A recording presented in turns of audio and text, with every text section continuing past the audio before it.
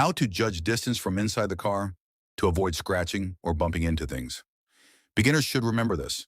Use the position of the front hood to judge distance. This helps improve driving sense and prevents collisions. First, when your car is facing the side of another car. If your hood covers the top edge of the front car's tire, the stopping distance is just right. If you want to turn, when your hood reaches halfway across the tire, turn the steering wheel fully. This prevents scraping. Second, when facing another car head-on, when your hood is close to the other car's headlights, the distance is about 50 centimeters. And if you want to turn out, make sure your hood does not pass more than half of the front car's license plate, then turn the wheel fully. This avoids contact. Third, when your hood faces the rear of another car, if your hood aligns with the top edge of the rear bumper, the stopping distance is appropriate. If you want to exit, when your hood reaches the middle of the rear bumper, turn the wheel fully to get out safely. Fourth, if there is an obstacle ahead, when your hood aligns with the bottom of the obstacle, turn the wheel fully to pass safely.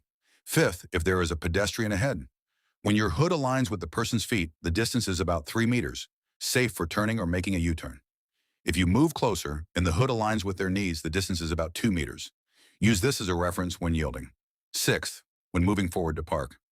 If the lower edge of the side mirror aligns with the top edge of the curb, the distance is about 30 centimeters. Seventh, for roadside parking. Turn the wheel 90 degrees to the right first, and when the wiper joint aligns with the curb, straighten the wheel.